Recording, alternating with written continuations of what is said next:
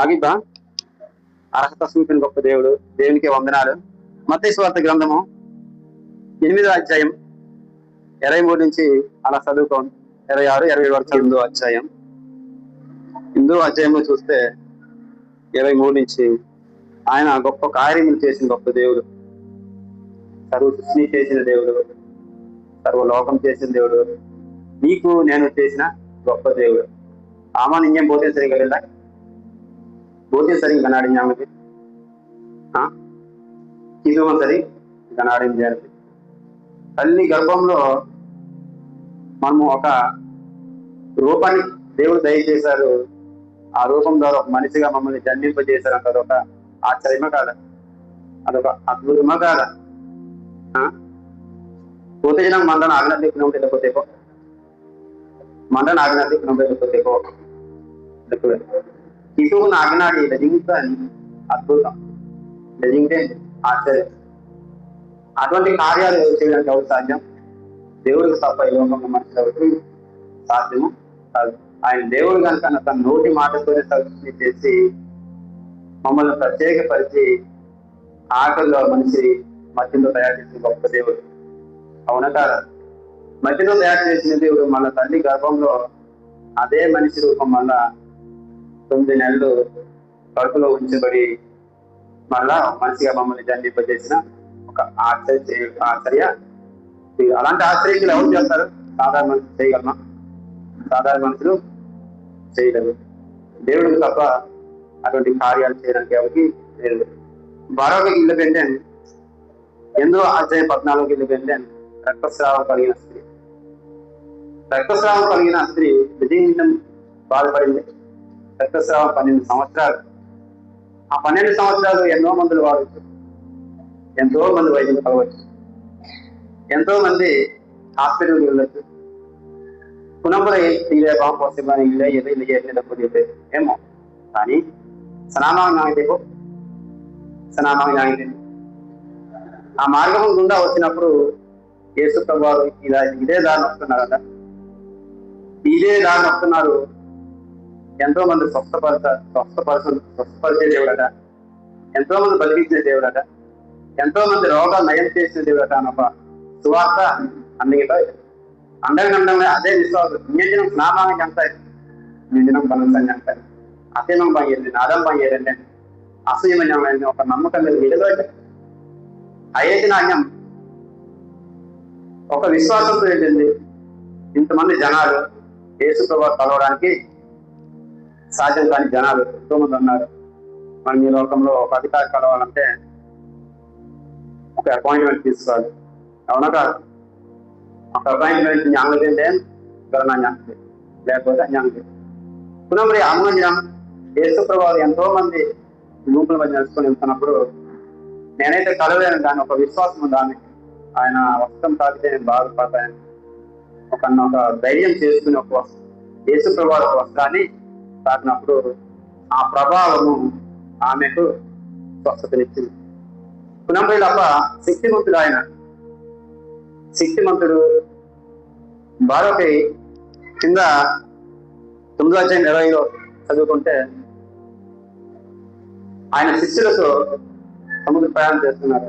యేసు ప్రభువు సముద్ర ప్రయాణంలో దోణిలో యేసు ప్రభువుని తీసుకొనగా ఆ భయంకరమైన ఒక గాలి, భయంకరమైన ఒక తుఫాను వచ్చినప్పుడు యేసు ప్రభువు శిష్యులు భయపడ్డారు. అయ్యో, ఇంత మధ్య సముద్రంలో మనం ఉన్నాము, ఇంత తుఫాను వస్తుంది, ఇంత గాలి వస్తుంది, ఏంటి ఇలాగొంది వాతావరణం. ఒక ఆందోళనలో ఉన్నారు, ఒక భయంలో ఉన్నారు, ఒక భయంకరమైన పరిస్థితిలో, భయంకరమైన ఒక వాతావరణంలో ఉన్నారు. అప్పుడు యేసు ప్రభువు ఆయన నిద్రిస్తూ ఉన్న సమయంలో, అయ్యా యేసయ్యా బోధకుడా, మేము ఇంత భయపడుతున్నాము, తుఫాను వస్తుంది, ఇంత భయపడుతున్నాము మేము ఈ వర్షం వల్ల, ఎక్కడ మునిగిపోతుందో, ఎక్కడ పడిపోతామో, ఎక్కడ నశించిపోతామో, నువ్వు భయం లేదా యేసయ్యా అంటే ఆయన అబ్బేలి జాగ్రత్త. ఆయన ఒక సాధారణ మనిషే కదా, సాధారణ మనలాంటి వాడే కదా అనుకున్నారు. వాళ్ళ విశ్వాసం చూసి యేసయ్య అన్నాడు. ఆ గాలి సముద్రము ఆయన లేచుకొని లింగ ఆగామి అపవాదం పాతే ఆగామి అప్పుడే లింగతో సముద్రము నిమ్మలము, ఆయన గాలి వాన వసము, ఆయన నోటి మాటతోనే, ఇంకేం చేయలేదు. ఎందుకు తెలుసా? ఆయన నిర్మించిన గాలి, ఆయన నిర్మించిన భూమి, సముద్రము ఆయన చేతే నిర్మించబడ్డాయి కనుక ఎవరికి లోపడాలి? దేవుడు. ఆ గాలి, సముద్రము, ఎండ, వాన ఎవరికి లోపడాలి? దేవుడే లోపడాలి.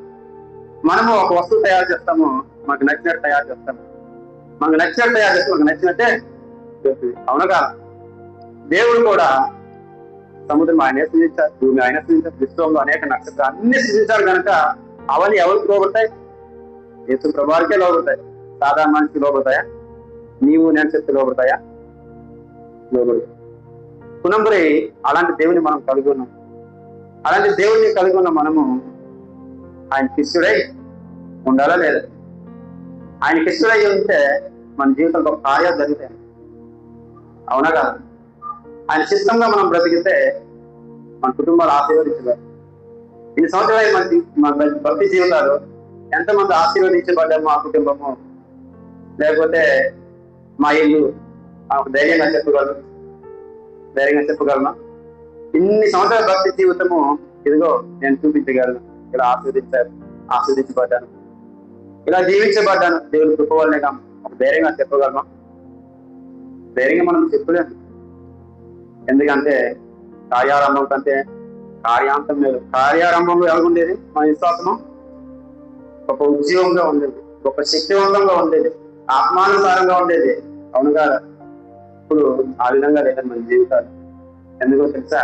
చిన్న వాక్యం చెప్పి నేను ముగిస్తాను. మాట్లాడుకుంటూ కొంటే చాలా వివరణలు ఉంటాయి, కానీ మనకున్న సమయం బట్టి మనకి ఎందుకు ఫలించట్లేదు, ఎందుకు ఆశీర్వదించబడట్లేదు? మత్తయి సువార్త 13వ అధ్యాయం 3వ వచనం నుంచి చదువుకుంటూ వెళ్తే వివరణ ఉంటుంది. చదువుదామా? ఒక ఉపమానం యేసు ప్రభువారు చెప్పారు. మనకి ఎందుకు ఫలించట్లేదు, దేవుళ్ళు ఎందుకు మనం ఎదగట్లేదు, మనం ఎలాగైతే ఎదగగలమో, ఎలాగైతే ఫలించగలమో, ఎలాగైతే ఆశీర్వదించబడగలమో యేసు ప్రభువారు ఒక సత్యం ఉపమాన రీతిగా బోధించారు. 13వ అధ్యాయం 3 నుంచి. ఒక్కొక్క మరి నరస్సు ఇలాగే అయితే విత్తువాడు అంటే ఒక రైతు ఒక విత్తనము విత్తున్నాడు. బైబిల్ గ్రంథంలో విత్తువాడు అనగా సేవకుడు అండి. విత్తేవాడు అనకపోతే సేవకుడు. అన్నకు లేపో అంతే అన్నమేపా ఇంకొద్ది సమయము. ఒక్కొక్క అంటకు విత్తనములు విత్తుతున్న ఒక విత్తువాడు మునుపురం బురైతే విత్తేటప్పుడు కొన్ని విత్తనాలు గులోలే త్రో పక్కన పడ్డాయి. మనుషులు నడుస్తూ ఉన్న కొన్ని విత్తనాలు త్రో పక్కన పడ్డాయి. కొన్ని విత్తనాలు వాంగలోలే రాతి నేల మీద పడ్డాయి. అధికంగా రాయిలు ఉన్న ప్రాంతాల్లో పడ్డాయి, ఎక్కువగా రాయిలు ఉన్న ప్రాంతాల్లో పడ్డాయి. బరాబర్ అయితే విత్తినప్పుడు కొన్ని విత్తనాలు వాంగలోలే ముళ్ళు పొదల్లో పడ్డాయి. అవునా కాదు? ముళ్ళు పొదల్లో పడ్డాయి. బరాబోయ్ కొన్ని విత్తనాలు ఆబ్జెక్టులు వాంగలోలే మంచి నేల మీద పడినవి ఎలా ఉంటాయి? ఫలిస్తాయా? ఫలిస్తాయి. పునంబరికి ఇట్లు వెళ్ళాను. అబాయిడెన్ త్రో పక్కన పడిన విత్తనాలు ఎవరంటే మనమే. మందిరానికి వచ్చిన వాళ్ళమే. మందిరానికి వచ్చిన వాళ్ళు ఎవరు? మనము. అంటే కొంతమంది దేవుని వాక్యం అవుతూ ఉన్నప్పుడు, సేవకుడు దేవుని వాక్యం విత్తుతూ ఉన్నప్పుడు చాలా మంది వింటాం. ఆ వాక్యముని బట్టి మనము నిజమే ఇది నా జీవితానికి సరిపోయింది అని నమ్ముతామా లేదా? నమ్ముతాం. కానీ మందిరం నుంచి బయటకు వెళ్ళిన వెంటనే ఆ వాక్యం మనలో ఎవరు తీసుకుని వెళ్ళిపోతాడు? సాతాను వెంటనే తీసుకెళ్ళిపోతాడు. ఎందుకు తీసుకుని వెళ్ళిపోతాడు? ఆ వాక్యముని బట్టి మనం పట్టుకుని ఉండలేదు. ఆ వాక్యం బట్టి మనము దేవుని సహవాసం చేయలేదు కనుక, ఆ వాక్యం బట్టి మనం ప్రార్థనలో ఉండలేదు కనుక ప్రాబ్లం కైడాలం అటువంటి వారు త్రో పక్కన పడిన విత్తనాలు. ఎప్పుడైతే కైడాలంతో మనం ఫలిస్తామా? దేవుళ్ళు ఎదుగుతామా? దేవునిలో మనం ఆశీర్వదించబడతామా? ఆశీర్వదించబడము. మరొక 80 ఇండిపెండెంట్ రాతి నేల మీద పడిన విత్తనాలు. రాతి నేల మీద పడిన విత్తనాలు ఎవరంటే అది నువ్వే నేనే దేవుని సన్నిధికి వచ్చిన మనమే వింటాము. దేవుని వాక్యం మౌనం నిజమే, ఇది నా గురించి చెప్పబడింది, ఇది నా కుటుంబం సరైన వర్తమానమే, నా జీవితానికి అనుకూలమైన వర్తమానమే, నా బతుకు సరైన వర్తమానమే. గామలే ఏం తింటే అందంతే గల్లు రంపే. కానీ కొన్ని రోజులు పోయిన తర్వాత ఆ వాక్యం మనలో ఉండదు. ఉండదా? రాతి నేల మీద పడిన విత్తనాలు మొలుస్తాయి, కానీ ఆ రాయల వల్ల వేరు కిందకెళ్ళవు కనుక చనిపోతాయి లేదు ఆ విత్తనాలు. అలాంటి వాళ్ళే మనం కొంతమంది. దానివల్ల మనం దేవుళ్ళు ఎదుగుతామా, ఫలిస్తామా? ఫలించము. రాబోయే గీళ్ళు కంటే మూడవది ముండ్ల పొదల్లో పడిన విత్తనాలు. ముండ్ల పొదల్లో పడిన విత్తనాలు ఎవరు? ముండ్ల పొదల్లో పడిన విత్తనాలు మొలుస్తాయి. మొలిసి అది ఎదగవు. ఎందుకు ఎదగవు? దాని మీద ముళ్ళు పొదలు ఉన్నాయి కనుక అవి ఎదగవు, అలా ఒదిగిపోతాయి. అలాంటి విత్తనాలు ఎవరు అంటే మనము. కొంతమంది వింటాము, ఆ వాక్యం అంగీకరిస్తాం కూడా, అది నిజమే, అది సత్యమైనదే, ఆ వాక్యం ఖచ్చితమైనదే కదా అనుకుంటాం. కానీ మన జీవన సంబంధమైన కొన్ని పరిస్థితులు ఉంటాయి. కష్టకాలంలో, వ్యాధి బాధల్లో, కుటుంబ పోరాటాల్లో, లేదా ఇతర సమస్యలు ఉన్నప్పుడు దేవుని వాక్యం మనలో అణిచివేస్తాయి. ఆ బాధలు, ఆ గొడవలు, ఆ పరిస్థితులు దేవుని వాక్యము మర్చిపోయేటట్టుగా చేస్తాయి. ఎప్పుడైతే మర్చిపోతామో మనము ఫలించము. ఫలిస్తామా? ఆ వాక్యం మనలో, మా వాక్యం మనలో ఉంటే కదా ఆ వాక్యం మనము ఫలిస్తాము. అవునా కాదా? అది అవి ఫలిస్తాయి.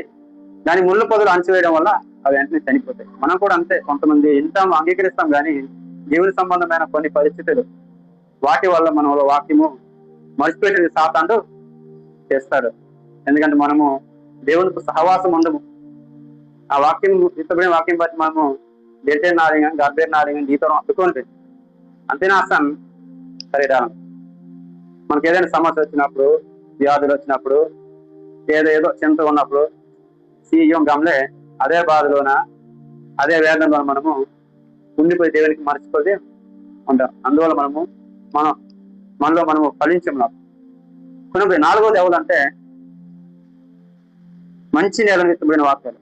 మంచి నేల విత్తబడిన వాక్యాలు ఎవరంటే మంచి మనసుతో దేవుని మందిరానికి వచ్చి, మంచి మనసుతో దేవుని మాటలు వింటూ, ఆ మాటల ప్రకారం ప్రతిరోజు మరిచిపోకుండా ఫలించేవారు.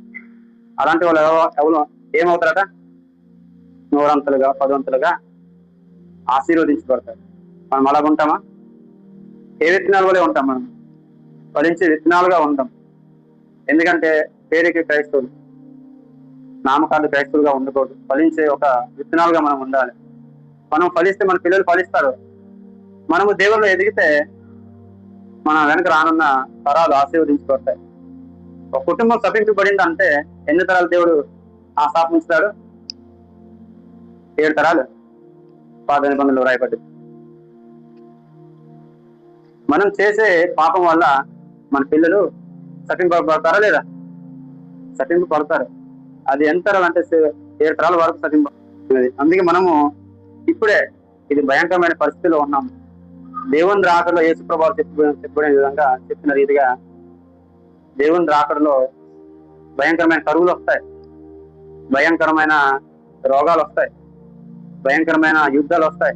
దేశాల మధ్య దేశాలు యుద్ధాలు, సంఘాల మధ్య సంఘాలు విభేదాలు, కుటుంబాల మధ్య కుటుంబాల గొడవలు. పొదెంతైనా అంతము వరకు సహిస్తారో ప్రార్థనలో దినాలి పోతే అతను రక్షింపబడతాడు. అవునా కదా? అందుని బట్టి మనం ఫలించే మంచి విత్తనాలుగా ఉండము, 100 10 ఫలిద్దాము. కంటిన్యూ దినాంజీ. అందరికీ వందనాలు.